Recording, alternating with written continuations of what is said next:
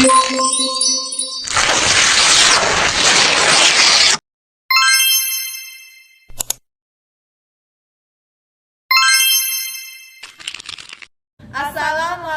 warahmatullahi wabarakatuh.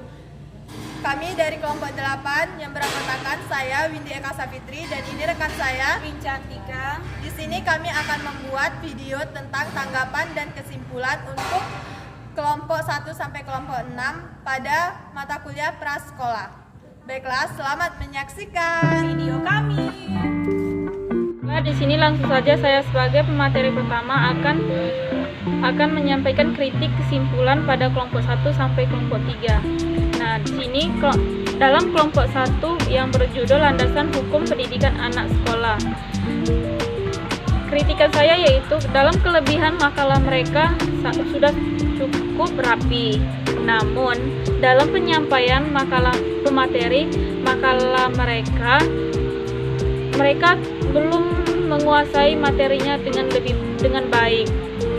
Nah, saran saya seharusnya pemateri dalam menyampaikan makalah tersebut harus menguasai terlebih dahulu materi mereka sendiri karena supaya audiens dapat memahami dengan lebih jelas dan lebih baik lagi. Dan kesimpulan pada kelompok 1 yaitu anak-anak tidak lagi mampu mengeksplorasi rasa ingin tahu mereka tentang lingkungan hidup yang pada hakikatnya merupakan momentum penting dalam memenuhi kebutuhan perkembangan mereka. Nah, yang kedua yaitu makalah kedua yang berjudul Konsep Prinsip Ciri-ciri Anak Prasekolah berdasarkan tinjauan psikologi pendidik. Nah, sama saja kelebihan dari makalah kelompok 2 ini, makalahnya cukup baik dan jelas.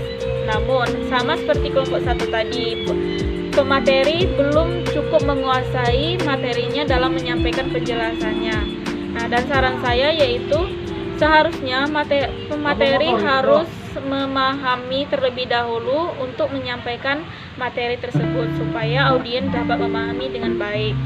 Dan kesimpulan dalam makalah yang kedua yaitu prasekolah merupakan dasar bagi perkembangan sikap, pengetahuan, keterampilan, daya cipta yang penyesuaiannya dengan lingkungan sosialnya. Pendidikan prasekolah adalah pendidikan untuk membantu pertumbuhan dan perkembangan jasmani dan rohani anak didik di luar lingkungan keluarga diselenggarakan di jalur pendidikan sekolah atau di jalur pendidikan di luar sekolah. Nah, dan makalah terakhir yaitu makalah yang ketiga yang berjudul Teori Pendidikan Anak menurut tokoh pendidikan. Nah, di sini sama saja dalam makalah mereka itu sudah cukup rapi dan bagus, namun dalam kekurangan makalah mereka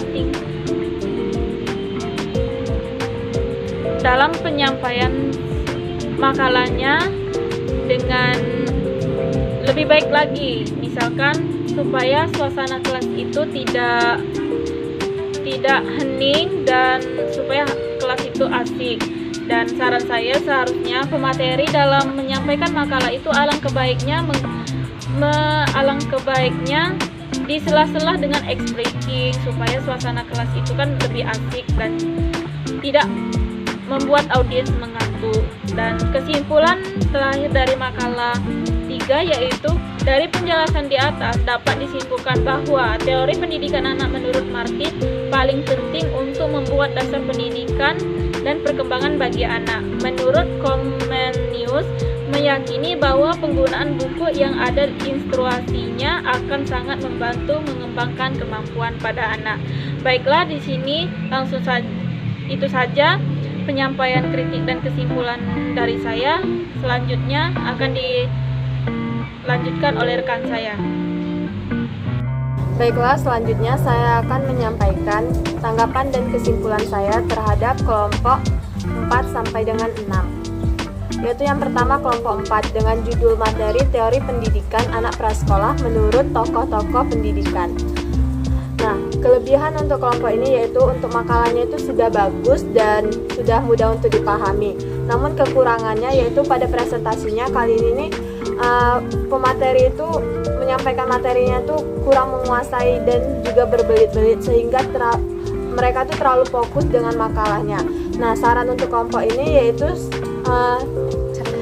ada baiknya pada saat penyampaian materi harus sudah menguasai materi agar tidak terlalu fokus dengan isi makalah dan presentasi akan menjadi lebih hidup dan kondusif.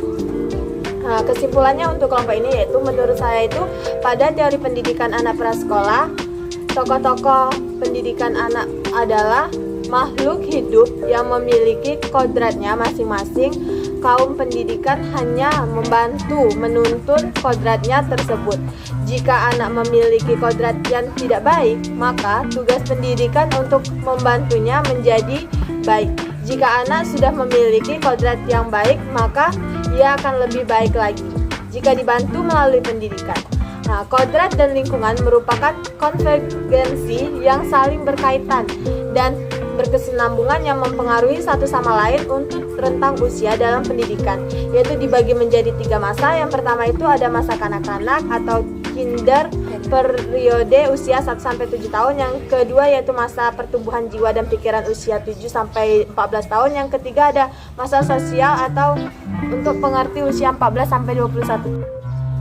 Kelompok 5 dengan judul Sejarah Perkembangan Lembaga Pendidikan Anak Prasekolah. Nah, untuk kelebihannya pada pemakalah ini yaitu penyampaian dari pemateri itu sudah jelas dan sudah bisa dipahami, tidak terlalu berbelit.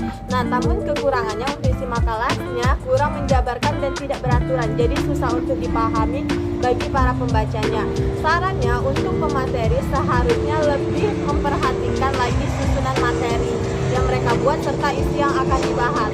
Nah, kesimpulannya ya menurut saya sejarah perkembangan lembaga pendidikan anak prasekolah kelas TK atau anak prasekolah resmi pertama yang didasarkan pada filosofi, didasarkan pada nilai-nilai agama tradisional dan keyakinan dalam pembelajaran sambil bermain.